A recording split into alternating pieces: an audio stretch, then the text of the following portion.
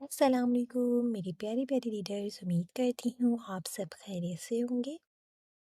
میں ہوں آپ کی رائٹر ہانا خان۔ جو ریڈرز میرے چینل پہ نیو ہیں انہیں فکشنل ناولز بائی ہانا خان کی جانب سے خوش آمدید۔ چینل کو سبسکرائب کر دیں، ایپیسوڈ کو لائک کر دیں اور کامنٹ باکس میں اپنی قیمتی رائے کا اظہار لازمی کریں۔ تو جی چلتے ہیں آج کے ایپیسوڈ کی جانب۔ طلسم محبت، از قلم ہانا خان، قسط نمبر 22۔ اس ناول کے تمام جملہ حقوق اس ناول کی مصنفہ ہانا خان کے پاس محفوظ ہیں، لہذا اس ناول کو کسی بھی پلیٹ فارم پر ڈالنے سے گریز کریں۔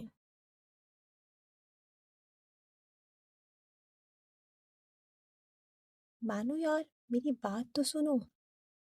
زاویان نے لمبے لمبے ڈھک بھرتے انایا کے سامنے آتے اس کا راستہ روکنے کی کوشش کی، جس پر انایا اس کے سینے سے ٹکراتے ٹکراتے بچی تھی۔ انایا نے غصے بھری خفا نظروں سے زاویان کی جانب دیکھتے دوسری طرف سے نکلنا چاہا کہ آن یار سن تو لو۔ زاویان نے اس کے راستے میں اپنا ہاتھ حائل کرتے ملتجی سے لہجے میں جیسے درخواست سی کی تھی، جس پر انایا نے نظریں چراتے بڑی مشکل سے اپنی آنکھوں کی نمی پر قابو پایا، جو زاویان کی نظروں سے اوجھل نہ رہ سکی۔ انایا کی آنکھوں میں تیرتی نمی کو دیکھتے زاویان تڑپ ہی تو اٹھا تھا۔ آن میرا دل۔ زاویان نے تڑپتے ہوئے بے ساختہ ہی اپنا ہاتھ انایا کے چہرے کی جانب بڑھایا تھا تاکہ اس کی آنکھ سے آنسو گرنے سے پہلے ہی اپنی انگلی کے پوروں میں چن لے، مگر یکلت وہ تھم چکا تھا اور ہوا میں ہی وہ اس ہاتھ کی مٹھی سختی سے بھیجتے نیچے کر چکا تھا۔ ابھی تم پر میں کوئی حق نہیں رکھتا میری زندگی، ورنہ ان آنسوؤں کو اپنے لبوں سے چنتا۔ شروع کے لفظ زاویان نے کچھ جنونیت بھرے لہجے میں کہے، جبکہ آخر کے لفظوں میں اس کا لہجہ خود بخود مخمور سا ہوا تھا۔ زاویان کے مخمور سے لہجے کو سنتے انایا کا خوبصورت چہرہ سرخ رنگ میں ڈھلا تھا، جس پر وہ ناراضگی کا لبادہ اڑا چکی تھی۔ آنکھوں میں موجود نمی پل میں چھو منتر ہوئی تھی۔ مجھے راستہ دیں زاویان، بڑی موری یا کوئی اور دیکھے گا تو اچھا نہیں لگے گا۔ انایا جس کا دل زاویان کے لفظوں سے بری طرح دھڑکا تھا، بڑی مشکل سے اپنی ادھم مچاتی دھڑکنوں پر قابو پاتے اب بھی نظریں جھکائے سنجیدگی سے گویا ہوئی، جس پر زاویان نے سختی سے اپنے لب بیچے۔ کوئی کیا سوچتا ہے، اس کی فکر نہ مجھے پہلے تھی اور نہ ہی اب ہے، یہ بات آپ سے بہتر کوئی نہیں جانتا۔ انایا زیان خانزادہ، زاویان نے گمبھیر سی آواز میں کچھ جھک کر انایا کے کان میں سرگوشی کی، جبکہ قدم بھی مسرور سے انداز میں انایا خانزادہ کی جانب بڑھے تھے۔ دوسری طرف انایا نے زاویان کے خود کی جانب بڑھتے قدموں پر بے ساختہ ہڑبڑاتے ہوئے قدم پیچھے کی جانب لیے، اور کچھ ہی قدموں میں انایا کی پشت پیچھے موجود سفید سنگ مرمر کے ستون سے لگ چکی تھی، جبکہ زاویان نے انایا کی بوکھلاہٹ پر بڑی مشکل سے اپنے ہونٹوں پر مچلتی مسکراہٹ کو ضبط کرنے کی کوشش کی۔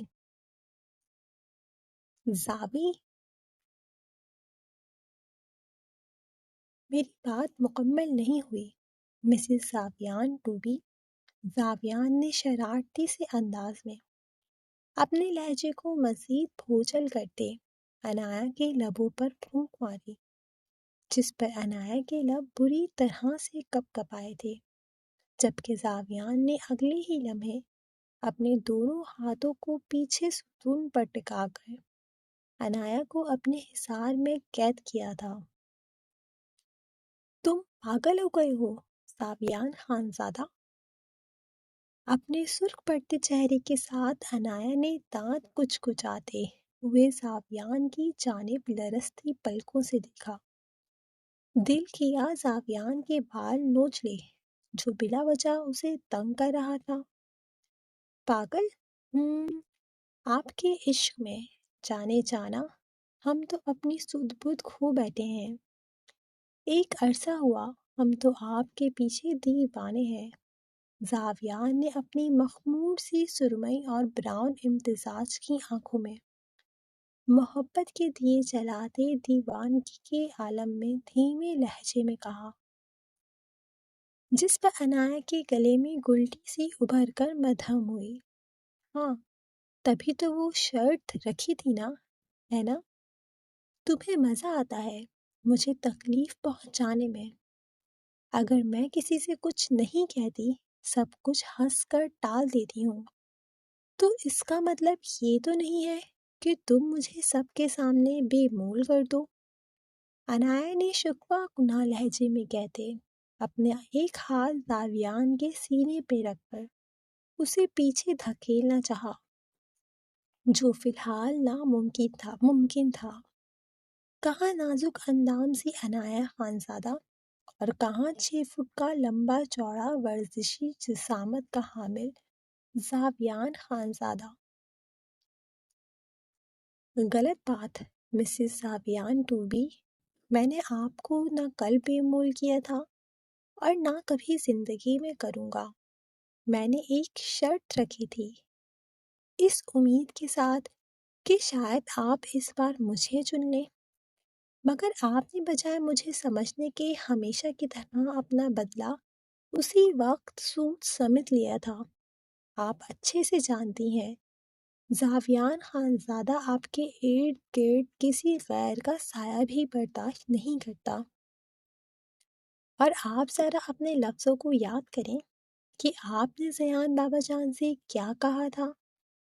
زاویان نے آبرو اچکا کر جیسے انایا کو اس کے کہے گئے لفظ یاد دلوانے کی کوشش کی۔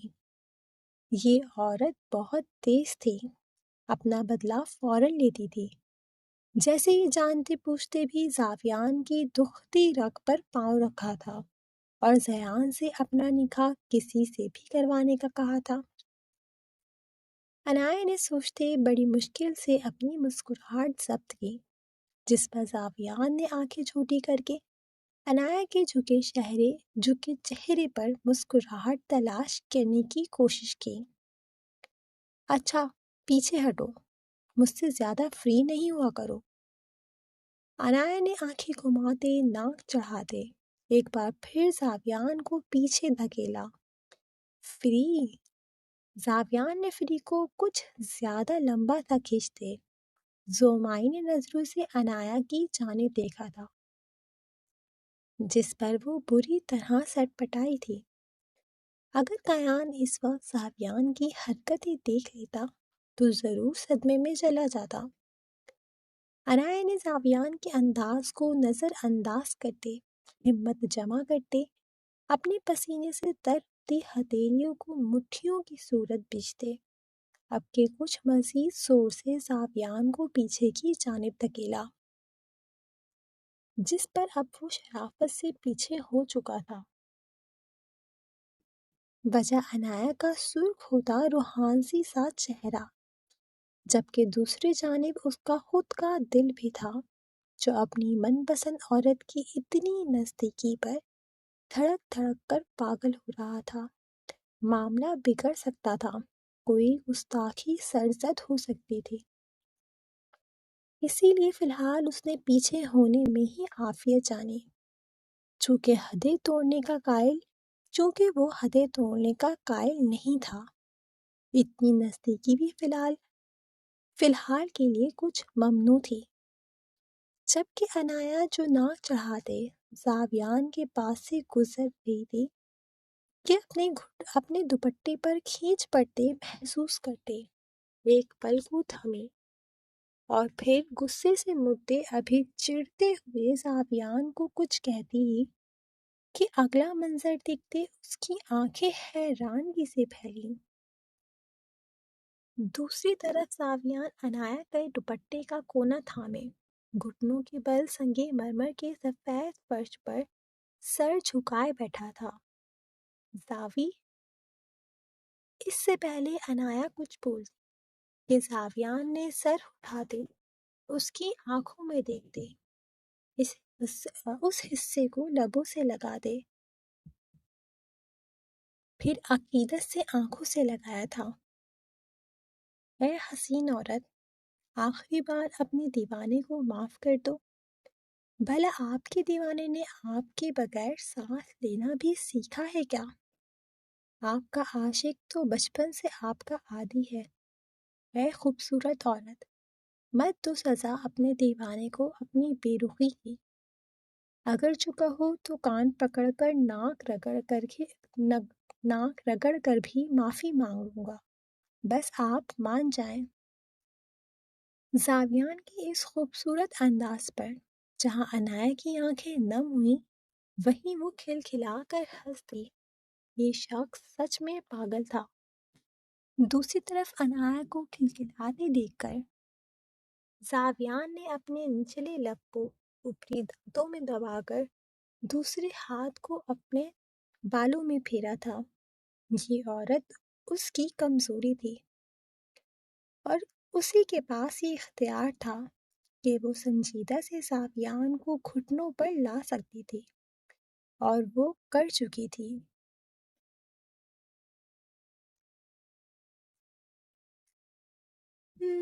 چائے پنا نے اس دیوانے کو معاف کیا، یہ دیوانہ بھی کیا یاد رکھے گا؟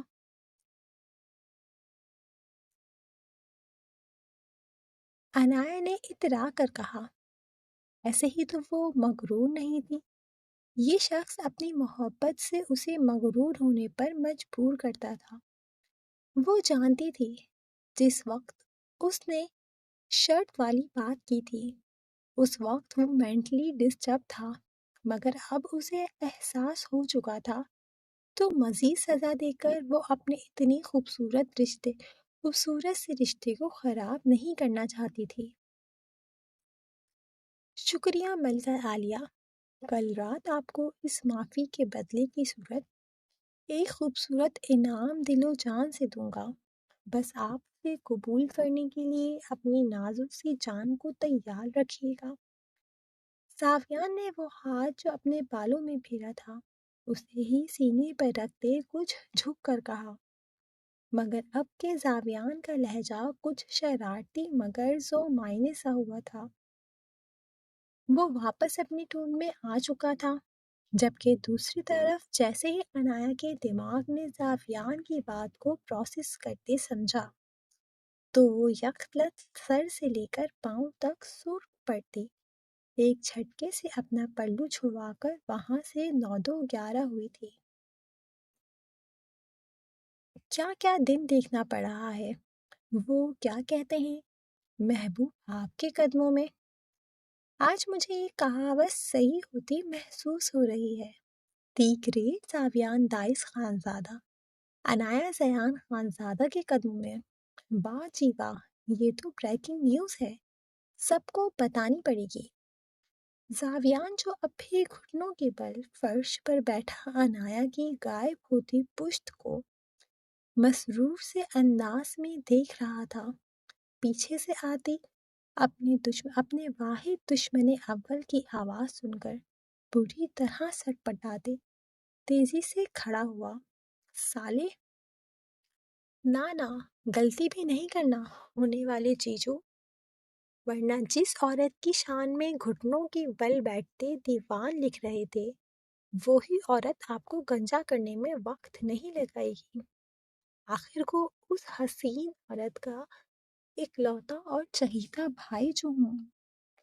شایان جو کچھ دور ہی موجود ستون کے پاس کھڑا تھا فرضی سا کالر کھڑا کرتا اترا کر بولا، وہ دیکھ چکا تھا زاویان کو گھٹنوں کے بل عنایت کے قدموں میں بیٹھے، حالانکہ وہ کچھ دیر پہلے ہی آیا تھا، مگر ہمیشہ کی طرح زاویان کو چڑھانا اس نے خود پر فرض کیا تھا۔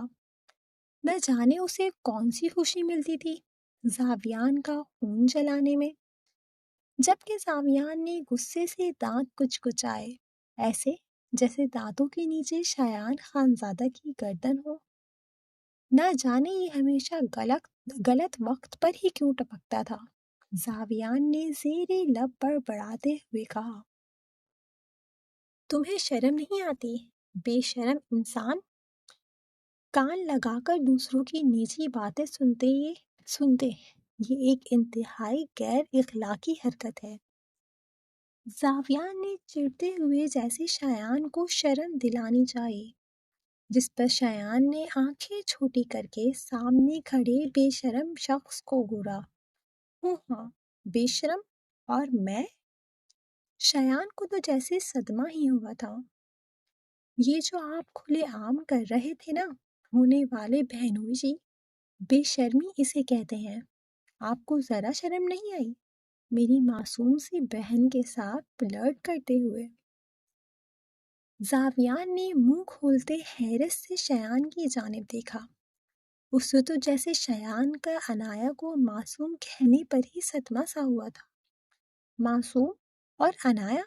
زاویان نے افسوس سے گردن ہلاتے ان دونوں افلاطون بہن بھائی کی معصومیت پر سلامی پیش کی۔ ایسے ہی دو چار اور معصوم لوگ اس حویلی میں آ جاتے تو اللہ ہی خیر کرتا خان حویلی والوں کا۔ زاویان نے آخر میں جیسے خود کو سوچتے اپنے آپ پر افسوس کرتے اپنے قدم شایان کی جانب بڑھاتے اس کے ڈرامیٹک انداز میں بولے گئے جملے پر رکھ کر ایک تھپڑ شایان کی گھتی پر لگایا تھا۔ ظالم انسان، اتنی زور سے لگی ہے۔ شایان کے اس بری طرح سے کرا کر چیخنے پر اپنے کمرے میں داخل ہوتی عنایا اور سیڑھیوں سے اوپر آتی حورین ہڑبڑاتے ہوئے شایان کی آواز کی جانب بڑھی، مگر سامنے کا منظر دیکھتے دونوں نے حیرت سے منہ کھولا۔ دوسری طرف زاویان نے ہڑبڑاتے ہوئے شایان کے منہ پر ہاتھ رکھتے اسے گردن سے دبوچتے اپنی گرفت میں لیا۔ اتنی مشکل سے تو اس فسادی کی بہن راضی ہوئی تھی، اگر اپنے لاڈلے بھائی کو زاویان سے پٹتے دیکھ لیتی تو نئے جنگ کا آغاز ہو جانا تھا۔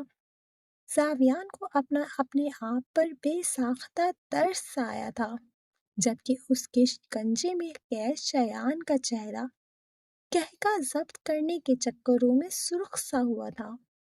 اتنا خوف اس کی دیدہ کا، شایان نے دل ہی دل میں عنایا خانزادہ کو جیسے داد پیش کی تھی۔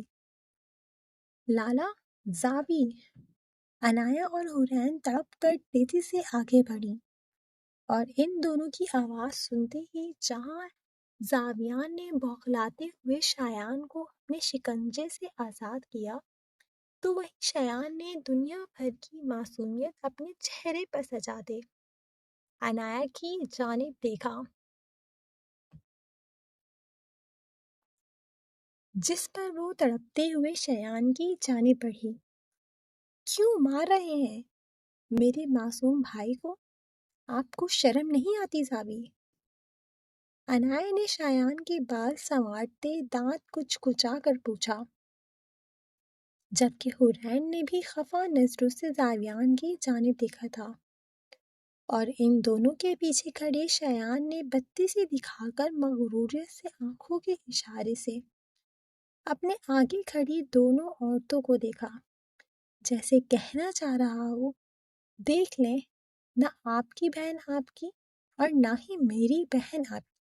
جس پر زاویان نے جھنجھلاتے ہوئے پہلے شایان کی جانب دیکھا، پھر ان دونوں عورتوں کی جانب، جو ایک اس کا دل تھی تو دوسری اس کی بہن، جبکہ عنایا کے شایان کو معصوم کہنے پر زاویان کا منہ हलक तक कड़वाहट घुली मुंह में हलक तक कड़वाहट घुली थी।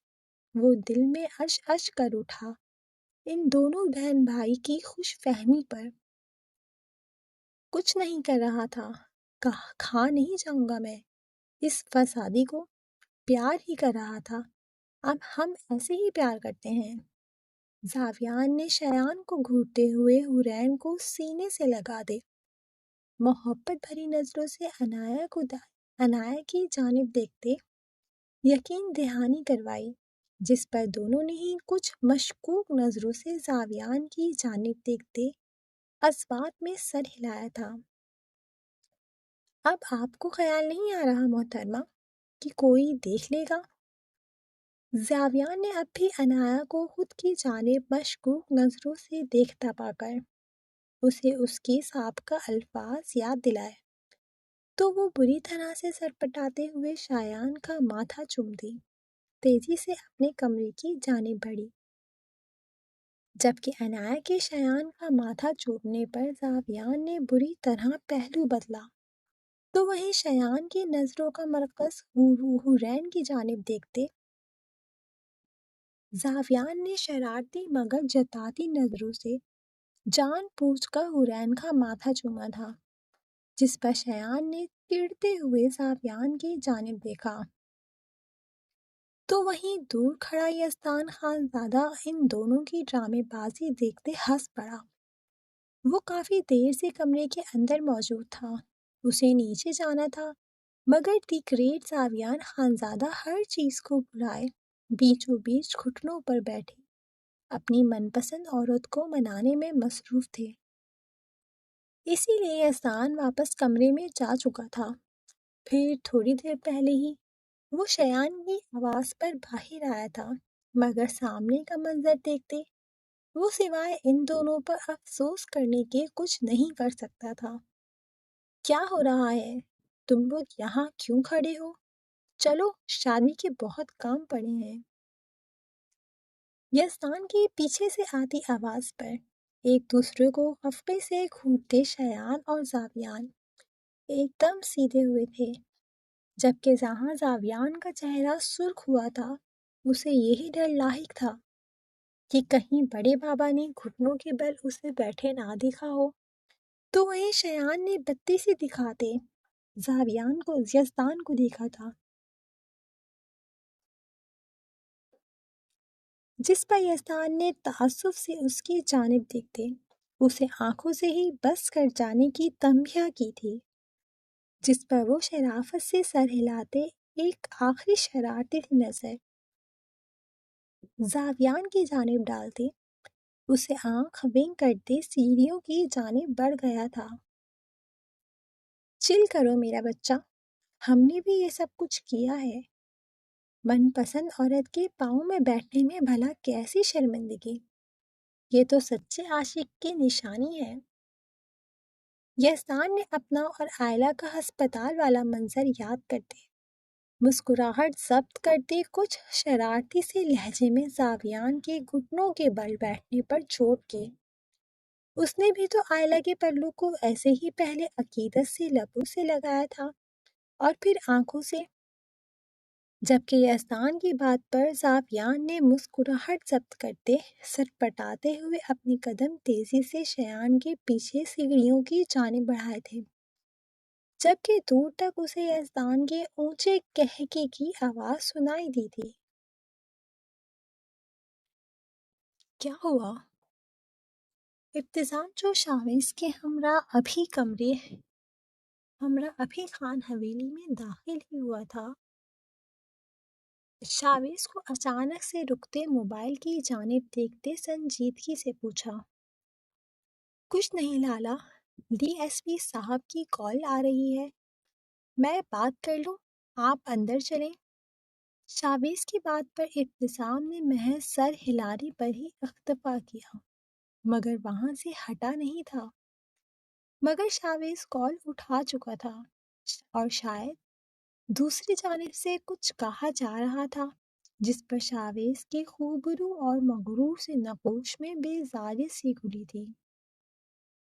मगर सर, मैंने आपको बताया था میری بہن کی شادی ہے، اسی وجہ سے میں ذرا اسلام آباد سے باہر ہوں۔ شاویز کی بات پر شاید پھر سے کچھ کہا گیا تھا، جس پر شاویز نے سنجیدگی سے لب پیچھے تھے۔ ٹھیک ہے سر، اگر کیس زیادہ حساس اور ہائی پروفائل کیس ہے تو میں کچھ دیر میں اسلام آباد کے لیے نکلتا ہوں اور کچھ ہی گھنٹوں میں آپ کو جوائن کرتا ہوں۔ شاویز نے بات مکمل کرتے الوداعی کلمات کہتے کال کٹ کی تھی، جس پر ابتسام نے سوالیہ نظروں سے اس کی جانب دیکھا تھا۔ مجھے فوراً اسلام آباد کے لیے نکلنا پڑے گا لالا، ایک حساس اور ہائی پروفائل کیس فائل ہوا ہے۔ اس کیس پر فوراً ایکشن لینے کے لیے اوپر سے سخت دباؤ ہے۔ شاویز نے سرد سانس لیتے سنجیدگی سے کہا، مگر کل شادی ہے، گل مورے ناراض ہوں گی۔ ابتسام نے جیسے گل کی طرف سے آنے والے رد عمل کے بارے میں پہلے سے ہی آگاہی فراہم کی، ویسے ہی وہ شاویز کی پولیس کی جاب کے سخت خلاف تھی۔ کل تک آ جاؤں گا لالا۔ شاویز نے عادتاً انگوٹھے سے آئبرو سہلاتے سنجیدگی سے کہا، ٹھیک ہے، میں بھی تمہارے ساتھ چلوں گا۔ ابتسام نے جانچتی نظروں سے شاویز کو دیکھتے سنجیدگی سے کہا، جبکہ دوسری جانب ابتسام کی آواز پر شاویز اسبات میں سر ہلا چکا تھا۔ ٹھیک ہے لالا، میں ملازمہ سے کہہ کر اپارٹمنٹ صاف کروا دیتا ہوں، رات کو ہم وہیں رکیں گے اور پھر کل شام تک فنکشن شروع ہونے سے پہلے تک واپس آ جائیں گے۔ شاویز اپنی بات کہتا حویلی کے داخلی دروازے کی جانب بڑھ چکا تھا، جبکہ ابتسام نے سختی سے اپنے لب بیچتے اس کی پشت کو گھورا تھا۔ بے وقوف 2 نمبر پولیس والا، یہ نوران کو اپارٹمنٹ میں لے جا کر کیا بھول چکا ہے؟ نہ جانے وہ معصوم سی گڑیا کیسی ہوگی۔ ابتسام کو بے ساختہ ہی نوران کی فکر نے گھیرا تھا۔ اس نے زیر لفظ شاویز کو الگ الگ سے القابات سے نوازتے، اپنے خاص آدمی کا نمبر ملاتے، شاویز کے اپارٹمنٹ کے ارد گرد رہتے نوران کی خیریت دریافت کرنے کا کہتے لائن کٹ کی تھی۔ اب اس کے قدموں کا رخ خان حویلی کے مردانے میں موجود اپنے کمرے کی جانب تھا۔ لاکھ سب کے کہنے کے باوجود اس نے مردانے میں ہی رہنے کو ترجیح دی تھی، اور وجہ خاص تھی، بہت زیادہ خاص۔ وہ آئلین خانزادہ کی اپنی جانب اٹھتی بے اختیار نظروں سے بچنا چاہتا تھا، جس میں کسی بھی عقل مند کو بآسانی ابتسام چودھری کا جھلملاتا عکس نظر آ سکتا تھا۔ اور اوپر سے آئلین خانزادہ کے کل رات کے رویے نے ابتسام کو مزید محتاط ہونے پر مجبور کر دیا تھا۔ وہ جانتا تھا کہ وہ ضدی عورت انتہا کی جذباتی بھی تھی، اور وہ بذات خود کوئی تماشا نہیں چاہتا تھا۔ یہی وجہ تھی وہ صبح سے ہی زنان خانے کی جانب نہیں گیا تھا۔ ناشتہ بھی اس نے مردانے میں ہی کیا تھا، مگر کب تک؟ ابتسام نے سرد سانس لیتے اپنے قدم ایک بار پھر مردان خانے کی جانب بڑھا دیے، جب تک آئلین زریان کے نام مکمل طور پر نہیں ہو جاتی۔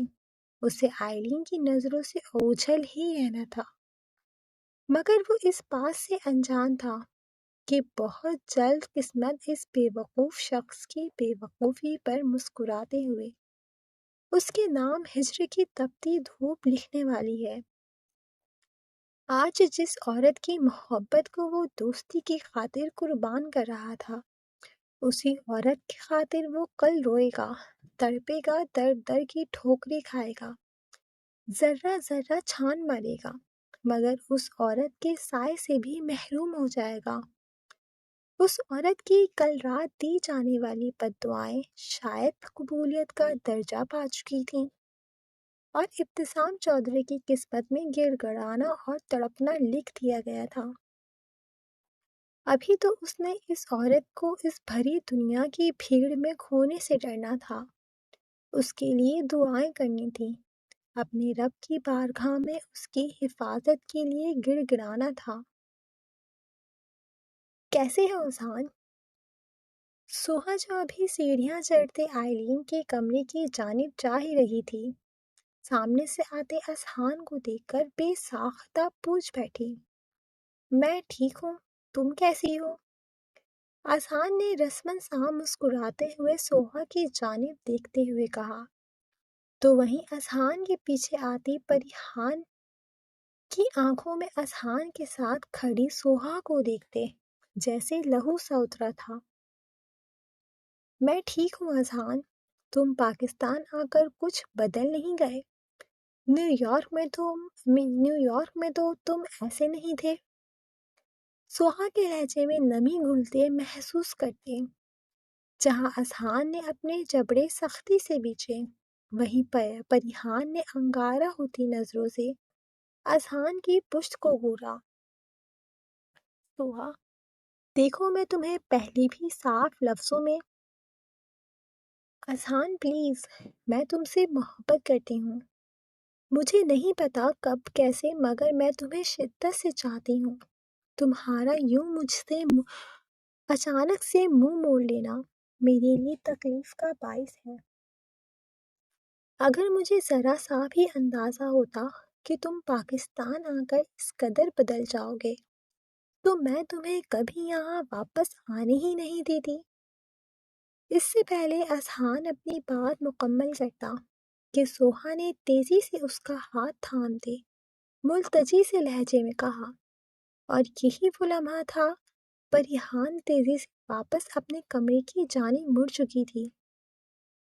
سوہا کے لہجے میں اسے اذہان کو لے کر حق ملکیت محسوس ہوئی تھی۔ بیہیو یور سیلف سوہا شیرازی، ہزار بار بولا ہے فاصلے پر رہ کر بات کیا کرو۔ تمہاری انہی حرکتوں کی وجہ سے میرا تم سے بات کرنے کا دل نہیں کرتا۔ عورتیں اپنی حدود میں ہی اچھی لگتی ہیں، وہ بھی تب جب سامنے والا صاف انکار کر چکا ہو۔ اذہان نے تلخی سے کہتے ایک جھٹکے سے سوہا کی گرفت سے اپنا ہاتھ چھڑواتے، ایک تعصب بھری نظر اس پر ڈالتے، اپنے قدم نیچے کی جانب جاتی سیڑھیوں کی جانب بڑھائے، جبکہ اذہان کی پشت کو دیکھتے سوہا دلکشی سے مسکرا دی۔ وہ اذہان کے پیچھے کھڑی پریحان کو دیکھ چکی تھی۔ بیچارہ اذہان، سویٹ ہارٹ، اگر تم میرے نہیں ہوئے تو تمہیں تمہاری سو کالڈ پری کا بھی نہیں ہونے دوں گی، چاہے اس کے لیے مجھے کچھ بھی کیوں نہ کرنا پڑے۔ سوہا نے ایک ہاتھ کی انگلی میں اپنے بالوں کی لٹ گھماتے مغروریت سے کہا، پھر کھلکھلا کر ہنس دی، ویسے مجھے کچھ کرنے کی ضرورت ہی نہیں ہے اذہان بیبی، تمہاری محبت کو دو ٹکے کی کرنے کے لیے تمہاری بے وقوف اور جذباتی پری ہی کافی ہے، جس میں سچ اور جھوٹ کو پہچاننے کی بھی صلاحیت نہیں ہے۔ زیر لب بڑبڑاتے سوہا مکرو سی مسکراہٹ اپنے لبوں پر سجائے آئلین کے کمرے کی جانب بڑھائے۔ ہیلو سویٹ ہارٹ، کیسی ہو میری ڈارلنگ جانو؟ سوہا نے آئلین کے کمرے میں داخل ہوتے پیچھے سے اس کو محبت سے حق کیا، جس پر اپنی گلاس ونڈو پر سے پردے ہٹاتی آئلین مسکرا دی، یاد آ گئی میری کیسی دوست ہو، اب آ رہی ہو؟ آئلین نے خفقی بھرے لہجے میں کہتے ناراضگی سے سوہا کی جانب دیکھا، او مائی سویٹ ہارٹ، میں تو تمہیں کہتی ہوں ہمیشہ کے لیے مجھے اپنے پاس رکھ لو، مگر تم ہی اتنا انتظار کروا رہی ہو مجھ معصوم کو۔ سوہا نے اٹھلاتے ہوئے بیڈ پر گرتے افسوس سے کہا، جس پر دوسری طرف آئلین نے اپنے لب بیچے، دیکھو سوہا، میں اس بارے میں اپنا ہی مورے سے بات کروں گی اور نہ ہی اذہان سے۔ آئلین نے آہستہ سے کہتے کچھ توقف لیا، جس پر سوہا کو اپنے تن بدن میں شعلے سے دہکتے محسوس ہوئے۔ مطلب؟ سوہا نے نفرت بھری نظریں آئلین کی پشت پر ڈالتے سنجیدگی سے کہا، دیکھو سوہا، ان معاملوں میں زور زبردستی نہیں چلتی اور نہ ہی اذہان کے ساتھ کی جا سکتی ہے۔ وہ مرد ہے، وہ صرف اس عورت کو ہی اپنے نکاح میں لے گا جس کی اسے چاہا ہے، اور وہ پہلی اور آخری عورت پریحان غازیان خانزادہ ہے۔ جلد یا بدی اذہان ان دونوں کے بیچ جو بھی غلط فہمی ہے اسے سارٹ آؤٹ کر لے گا، مگر وہ کسی صورت بھی پریحان کو نہیں چھوڑے گا۔ میں اسے جانتی ہوں، اسی لیے بہتر یہی ہے کہ تم اس کے پیچھے خوار ہونا چھوڑ دو۔ آئلین کے نرم لہجے میں بولے گئے لفظوں پر سوہا کا دل کیا آئلین کا سر پھاڑ دے۔ وہ ایسا کر بھی گزرتی اگر آئلین یزدان خانزادہ کی بربادی کا خاص مہرہ نہ ہوتی۔ تو تم یہ کہنا چاہ رہی ہو کہ اچانک تمہارے دل میں اذہان اور پریحان سے ہمدردی جاگ گئی؟ مت بھولو آئلین خانزادہ کہ جب تمہارے ساتھ کوئی نہیں تھا، جب سب نے تمہیں اکیلا چھوڑ دیا تھا، تب میں تمہارے ساتھ کھڑی تھی اور تم… اتنا کہتے ہی سوہا کی آنکھوں سے آنسو موتیوں کی صورت بہنے لگے۔ سوہا یار، رہنے دو، صحیح کہتے ہیں، سگا خون سگا ہی ہوتا ہے۔ اگر تمہیں آخر میں یہی سب کرنا تھا تو مجھے امید کیوں دلاتی رہی؟